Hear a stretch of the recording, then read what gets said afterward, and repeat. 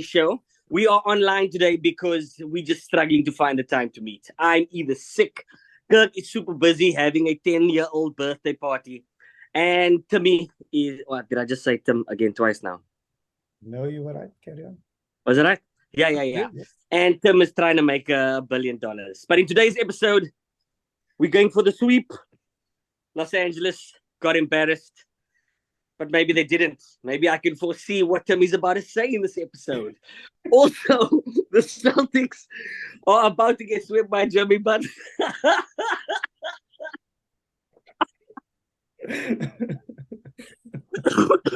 All this and so much more. Actually, we're not even going to go to a break. Kirk, tell me, bruh, what went down, dog? What went down? How did the Lakers lose 4-0, bruh? I had hope. Even at 3-0 down, I was like, my bro, Superman's gonna come through. LeBron is gonna do what no other team has ever done. He's gonna do it.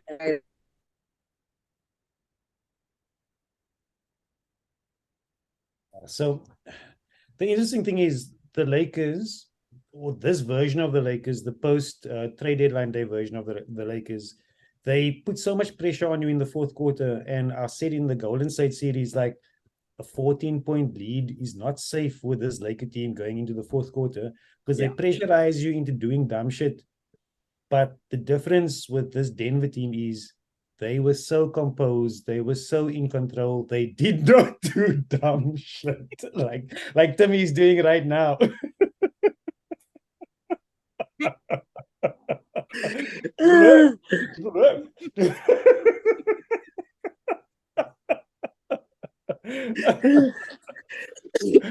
You were saying that Denver team was so composed in the clutch, and they just negated any sort of pressure that the Lakers would. And in fact, in game 3 and 4, the Lakers looked like the frazzled team. Their role players just looked like the moment was too big for them.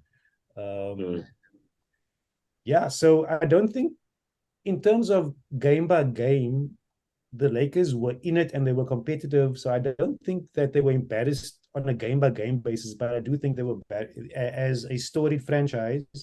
Being swept in the Western Conference Finals is a big embarrassment for a franchise like the Lakers. So, regardless of what went down and how it got, I guess the fact that you're putting all your eggs in big money moves like LeBron and AD does hamstring you in your ability to get the pieces around him, and that is a struggle. So I suppose you sleep in the bed you make type of thing. So yeah. And I mean, and from a business perspective, I mean, as a franchise, you got to be happy with going all the way to the Western Conference. I mean, just thinking business wise. Ideally, as a sports fan, we want him to go all the way and win a championship. But it's sport. Only one team can win. And this year, it's not the Lakers team. But so if you just go on business, I think the Lakers franchise can really. I mean, we all know what the last 2 months were like. I think. For me, the best story of the Lakers is the emergence of Reeves. Austin Reeves, yeah. That bra is such. They found the new Caruso that can ball. Yeah. And the ability to draw the foul and get to the free throw line. And when he does get to the free throw line, I think he's 26 for 26 or something like that. But amazing find. Timmy, over to you. So look, let's not also appreciate Rui. I thought Rui was fantastic. I think that he has really shown himself to be a key piece for that team going forward, right? And as you know, I'm so conflicted. I think they did really well. If I was a Lakers fan, I'd be really proud of that team. If anybody had said at the beginning of the year that they were going to make the conference finals, everybody would have taken that. Yeah. I think that going forward, they've got great. They're 1 or 2 moves away from potentially even going a little bit further, and I think that's crazy if you think about where they were at the beginning of the year, and they got beaten by a better team. Cool.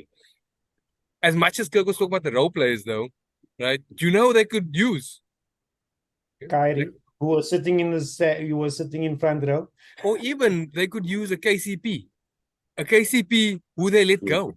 Here's a thought. There's a guy who's killing you who happens to be on the other team, right? And yeah. So as much as as much as we can get really excited about everything that they've done and how well they've done, I think it's also important for us to. You could have finished that they could have used KCP. Aware. But yeah, I think to wrap up the Lakers, as a Lakers fan, I agree with you, Tim. You can be over the moon. You'll feel a little bit embarrassed that it's 4-0, but you also want to tip your hat to you. You have to identify that Denver were the better team. They really, really, really were the better team, and are the team that you would want must go to the final. They're going to make it competitive. It's going to be fantastic. Everybody's healthy, so Denver must feel very confident going into this NBA Finals. Final thoughts, gents? Curry? I take back all the things that I said about my conspiracy theories about the NBA trying to massage their preferred destination for the trophy. I stand corrected. That's a lot of bullshit. Whoever thinks that they are controlling the narrative, I don't think so. Not all the time. Yeah. Very mature of you, KD. But that's another conversation for another day. Let's move on to what basically has become Jimmy Butler. Listen here, I've never seen a man take a city soul. The last brat to do that. You're projecting was Michael Jordan. Is it something you want to tell us? I mean, you tell me, fellas. You tell me, what must it be like going up against a player like Jimmy Butler? Kirk, give me your thoughts, bro. So I'm gonna trump myself here, because right at the beginning of the season I said for the Celtics to win a chip, they need JT to play a solid fourth quarter in a closeout game, which he hasn't done yet. Also, we said that coaching would be an issue, but just on that, Mazzulla is getting a lot of flack for the last two games. But and then they were talking about what happened between now and January when you were playing so well, blah, blah, blah, blah. But they just came through two series on fire. They closed out a very tough Philly team that had the best player in the league at the moment. They managed to negate that team pretty well. And when they were doing that, everybody was like, oh, Mazzulla is doing fantastically well. He's changing things up. He's not doing so badly. Granted, it was against the worst coach in closeout game history, but still, I mean, he still had to do things, and he still had to get them over the line, which he did. And now all of a sudden, because his players aren't delivering, he's the bad guy. And I said when the cracks started showing with Jaylen Brown and the things that he was saying and just his behavior, I think the pressure started getting to them probably midway through the Philly series, or going into that Philly series. You could see things weren't 100%, and they've been trying to piece it together. But as a lot of guys say, it's so tough to win an NBA title if you must still contend with all this bullshit behind closed doors. It's near impossible to win an NBA. Yeah, to be so in sync, everything, all your chips need to fall in place, and you need some luck to win an NBA title. You can't have this type of dissension and little niggles in your camp. You're never going to win a title that way. Which is incidentally exactly the opposite of what you're seeing from both Denver and Miami. Yeah. No other teams are, at least from what we can see, 100% on the same page, from coach all the way down to trainers. Like, it is crazy the way that they all speak of the same hymn book. They all speak in the same way. They all understand their roles, right? KD, your MPJ, right? The man who irritates you to no end, right? That motherfucker was playing defense. Not only is he playing defense, but actually, remember, he came on and he was meant to be, right? In his draft, he was meant to be top 1, top 2, right? Then he had some really bad back question marks, right? And they dropped him down. So he came in, right, into a spot where he's like, actually, I should be a franchise player. I am a 6'10", right, 3-point machine. I should be able to do all of this. And over the years, he's had to learn a role. And you know why it looked so beautiful over the last couple of games? He was getting the ball and rotating it. He was the one that was making the pass to the person scoring the basket. It was and there's a difference between when somebody must do it, right? He got real joy from it. Right? And when that was bad, I was like, sure. Yeah. And very similar in Miami. Miami will come in and Jimmy doesn't need to score. Right? He scores if he needs to score, right? But Duncan Robinson, who didn't play a whole season. Maybe. Damn, the whole season. He'll come in, right? And they will look for plays to get him going. Right? Anyway, so it's nice to see two teams who look like they're getting on, right? And that they all understand their roles, make it all the way to the finals. I think that's cool. Yeah. But it also, I mean, that really buys into our narrative of what it takes to win a championship. That's why it's so hard. You know, to add to what Kirk just said and what you just said, Tim, like, in order to win an NBA championship, so many things must go right. Your coach must be on top of things. Your team morale must be high. There must be a way of doing things as a squad. Like, everybody must understand their roles. It really is there's like a Batman and Robin type vibe to most teams, but sometimes it's Jokic who's Batman and everybody else is Robin, and sometimes it's Jimmy Butler and everybody else is Robin. But in order to win an NBA championship, it's really hard. Really, really, really, really hard. Which is, I mean, there's so much respect to what Denver has done. Yeah. Again, actually, maybe sorry, just to finish, because we're gonna dog the Celtics and I probably have some property on that Hater Island as well. Right? Yeah. But they've gone far in all of the last postseasons, right? Over the last half a decade, right? So they're gonna lose now, and they're gonna lose badly, and actually it is a little bit embarrassing about the way that they're losing now, and acting like petulant kids and people that aren't a team. But that's also a small moment in time. Like, we're gonna have fights, we're gonna be petulant with one another. Like, teams go through that.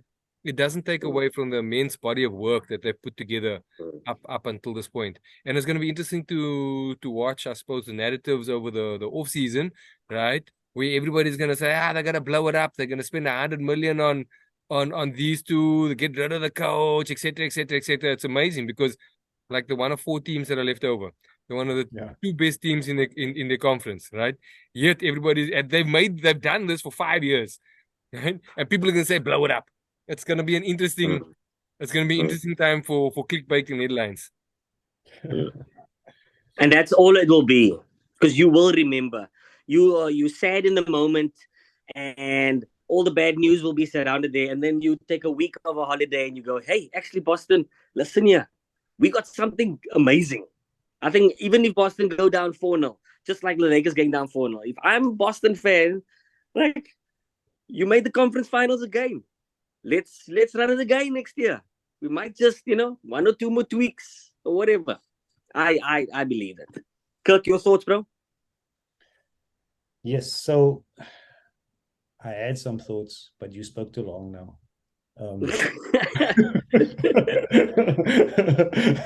Mind control. Okay. I got 3 thoughts. I am a real boy.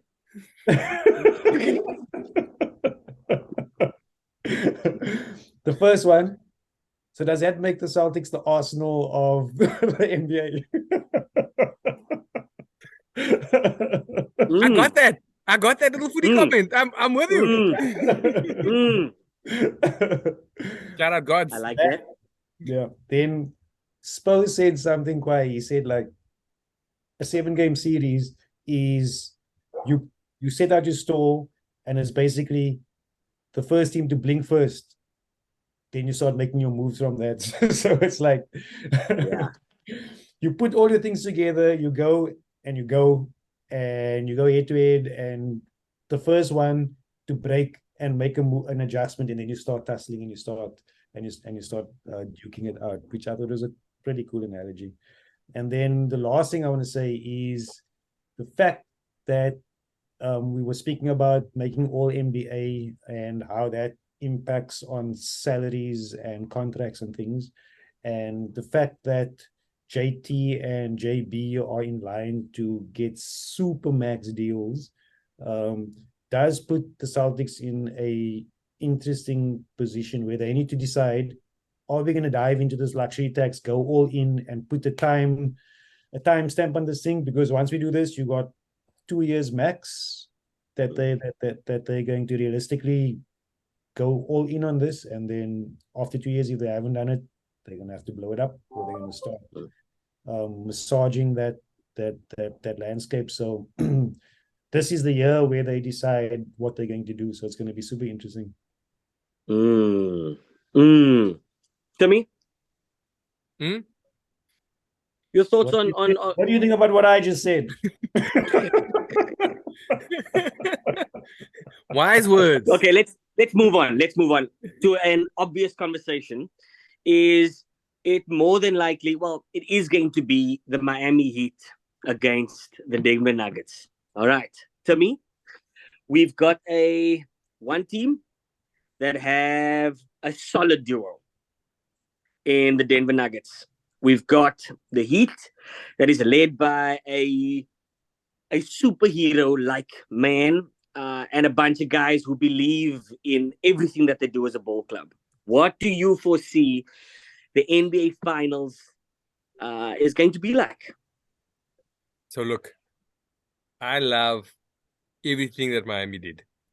Right? I think Spo is the coach. I think he has proven to be at least top 2 coaches in the league, right? I think Jimmy's amazing in the postseason. I think that there is a difference between him in the postseason than in the regular season.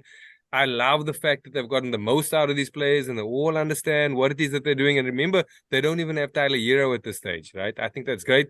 I also think it's great seeing Bam play up to his potential. He is a wonderful player to watch, right? And I think all of that is awesome, right? I also want to remind everybody, these guys were in the playing game. In fact, they lost their first playing game. Yeah. They needed 2 chances. They got slammed by Atlanta, right? So the fact that they're here and they've absolutely manhandled everybody from that point, right, is awesome. And it's crazy. It's a wonderful story. The Disney movie is going to end now, though. Yeah. Nuggets are going to move them. That's going to be it. Mike Malone's going to come half drunk to a game. He's going to attack everybody. Mike Malone might actually be more scary than Jimmy Buckets, just by the way. That dude has been the favorite guy in the postseason. He's attacked everybody. He's attacked D'Lo. He's attacked the media. He's attacked his own players. Again, he's auditioning for a role in Lord of the Rings. They're going to put a beard on him. They're going to put a helmet. They're going to give him an axe. Right? It's over. He's going to parade like that with his championship Larry O'Brien trophy. The Nuggets are going to win everything. If they have a bad series, they'll win it in 6. Big words from Timmy. Katie, I'll ask you the exact same question because you don't have to go the same way. Kirk, I would like to believe that Tim's thoughts are the same thoughts that the Milwaukee Bucks fans had. I think Tim's thoughts are the same thoughts that New York fans might have felt. I think that Boston fans... I think Boston fans going into the series really thought, now we have the better team. I think Jimmy is a mental master. And I think the Heat could actually do this whole thing. Do you agree with me, Kirk, or do you disagree with me? I 100% agree with you that they could do the whole thing. But they won't. But they could. They could. Yes. If it's a 2-2-1-1-1 split, then they're not the fuck doing anything because they're going to play the first two games 1,000 meters above or feet, whatever, above sea level. They are going to be blasting. They're going to go down. I don't even know. They're going to go down 2-0. They're going to come back home. They're going to win one. Denver's going to win one. And then Denver's going to finish it at home. Miami's on the beach. Denver is basically on the moon. They don't fly there. They take one of those NASA shuttles. That's how they get up onto the place. Actually, you know, there's an interesting theory because they both are likely to sweep. They're gonna have like a week's break, right? And so there's a theory that Miami, right, flies immediately after the game and tries to adjust to the altitude. That would make sense. So for that fact, I hope that Boston sends it to 7. Boston makes a comeback, wins the next 2. Hey, we want to see to make more it tougher. basketball. We want to see more basketball. Yeah, that's also true. That's I also wouldn't true. mind. You know, I do feel for Jimmy though because they made it in the bubble, and they just got bullied by the Lakers, and now they're gonna make it again. And I suspect that Denver team is just too big, man. They are just too big. So when Kirk said they got bullied by the Lakers in the bubble, right? Do you know what Denver did to the Lakers now? The Lakers bullied everybody else because they were bigger, right? And then Aaron Gordon, Jokic, Michael Porter Jr., they just crashed the boards. Bruce Brown, KCP, they bullied them. And then they ran fast. And then they got down and bullied them again, right? Yeah. It was a masterpiece in that. And you know the big men? Do you know the big men that Miami have? Bam. Bam. And then that's it. Damn. Then it's Jimmy, right? And if you don't have Jimmy, do you know the next big man is?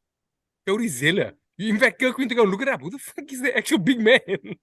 I'm busy looking it up right now. You know, they play Bam, and when they go Yeah, small, they play Jimmy, and then they play Cody Zeller. I mean, I look younger than Cody Zeller. They got Love. But he's not playing any defense. Yo, bro, did you see that bro got lateral movement, bro? Yeah, nah, he's heavy. He's heavy. I got nooks. Yeah, nah. Cone.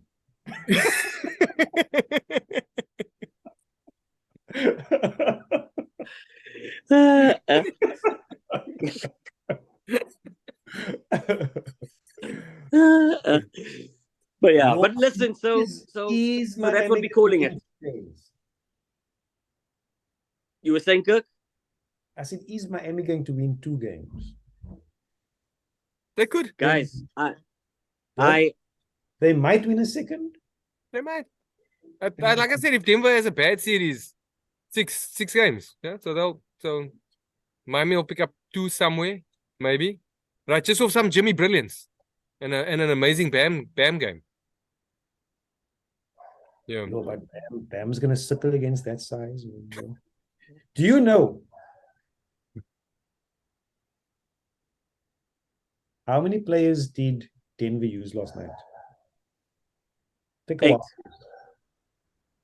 So they moved. No, they didn't play 8 because they would have played 7 guys. So Jeff Green played and Bruce Brown played. Brown. Yeah, Yeah, that's 7. 7 guys. What about that rookie? Did Chris Brown did he not play? No. 7 players. Okay. Bruh, to win a closeout game with 7 Owens. But isn't that normal? I mean, rotations No. usually go down to 7 or 8. Maybe 8. I suppose if you're playing well, it's you don't go deep into your bench. But Yeah, even exactly. Lakers only went 8 deep. Yeah, but also there's a difference around how you can use your 7 or 8, right? So, for example, if you're Miami, right, and you take Bam out, that team looks like a South African team, right? At best, right? But you could take. I'm just talking about size, just pure size, right? Yeah. But if you take Jokic out, right, Aaron Gordon and MPJ, they're still both 6'10", right? You can legitimately still get by on size for a while. And it's not like Bam is a low post monster, right? It's not like you're gonna be giving up much. So you can give all of your 7 rotation gives somebody else a break, right? And so you can play 7 and still have everybody right not blasting at the end. Yeah, fundamentally different with Miami. They can do that with guards. They can't do that with their bigs. So in the last, this is interesting. While he's thinking, Caleb Martin has been fantastic. I've loved his story. Yeah. Yes. I'm not taking Caleb Martin over Aaron Gordon. I'm not taking Caleb Martin over MPJ. Right? Like these guys, there will be a game where Caleb Martin might produce more. But it's more likely that the combination of those guys are going to do it more consistently, especially over a 7-game series. So that's why. So I was just looking at the lineup. So the last game 3, Miami used everybody, but that's because they cleared their bench because it was a blowout. So yeah, they go 4 deep, 3 deep, 4 deep and 3 deep. So you do start tightening your rotation. I mean, I'd be comfortable with 8, maybe 9, but to go 7 is But I mean, I suppose they're used to it because they were playing on the ground. Yeah, exactly. They were playing sea level. That's it. Yeah. Well, all the Earthlings play, you know.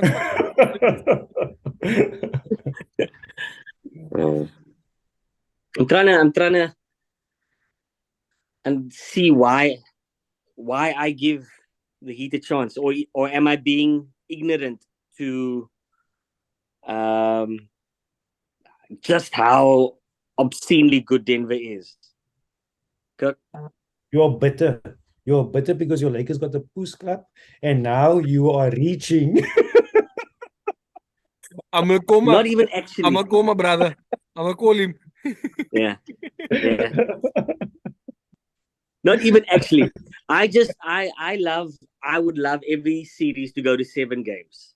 Yes. So I'm trying to just even in me following the Lakers, I still wanted it to go to 7 games because I love the basketball that they would have played. So my thinking is, how do I give the Heat 3 games at least? 2 at home. But are you two saying it's just going to be too tough to win in Denver? Which is why you can't even give them 3. They're not going to win in Denver.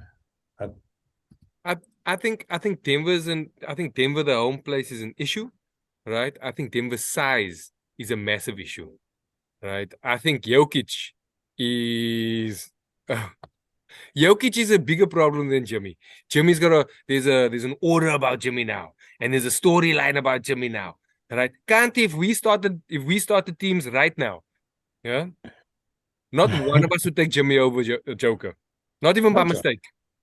We wouldn't start our team around that, right? We wouldn't. And that's not to say he isn't great. It's just Jokic is on another fucking level, right? And then on top of that, right, even if he plays badly, it's plausible that Murray could have a crazy game. That guy could score 50 points. It's plausible that MPJ, right, or even KCP, or Bruce Brown, or Aaron Gordon, because all of them have done so in this very playoffs, right? Yeah. Could play well and play well together. They don't even need you could say the same thing about a bunch of the Miami guys. Do you believe, so when I say, hey man, those other guys can carry you through, MPJ, Aaron Gordon, Murray, KCP, right? When I say Caleb Martin, Kyle Lowry, who else am I saying? Gabe Vincent can do it. Gabe Vincent. Yeah. Like Duncan could get hot. He could knock down 10 in a row. But you know why I don't think it will start on that. Like I said, could that things happen? It could happen, right? But if we were going to put money down, if we said, man, you must take money out of your wallet, you must. And you must put it on one team, right? And make it a meaningful amount. You must put 5,000 Rand on one team. Yeah? Then hopes and dreams disappear. Then you're going, the team I think is going to win. So let's do that. Wes, I'll make a bet with you. Yeah, yeah, yeah. I got 5K. The thing is, if we do make a bet, Yeah. for that bet to be even, you'd have to give 5,000 rand and I'd have to give 1,000 rand. Then it's a fair bet. That in itself is saying it right there. Yes, exactly. I know. But that's how the bookies work. That's how the bookies work. Also, look at there's another thing. Mike Malone will try different things. For some reason, the Celtics didn't want to try different things. They didn't want to double team Jimmy. They didn't adjust when Miami went on runs. They didn't do those things. And I think that's why Mazzulla is getting some of the knocks, and some of that might be some philosophy stuff. Who knows? Yeah. Whereas that is fundamentally different to the way that Denver and Mike Malone has approached things, right? I think he's willing to even run on the court and move some himself. If Jimmy makes it, he's going to come. That's it. Yeah. Gentlemen, thanks so much for your time. This was actually like an episode, even though we only recorded a half of it. But that's a conversation for another time. No, bro. Kirk, you want to finish off with something? No. Yes. Yeah. So what do you guys think about LeBron alluding to the fact that he might want to retire at the end of the Nah. Clickbait. That's clever marketing. Clickbait. He's back. Typical. I need the attention back on me. My team. Yeah, he's the king. He's the king. He's allowed to. I need, because nobody's going to talk about me now. So I need to start the conversation here. Man. He knows the game. He knows the game. He's showing that he's the ultimate media king, right? So what narrative would you rather have go around for 2 weeks? The Lakers got swept in 4, or LeBron might retire? That's my point. It's going to take that away. Yeah. Listen, I would like to say, it's just the game, Kirk. Don't hate the player. Hate the game, boy. That's how it works. That's how business and the entertainment world works. To me, you want to say? I'd like to say, where's you Aunt Iverson? Right? You've got no problem with practice. We can record this a couple of times. Right? Just practice.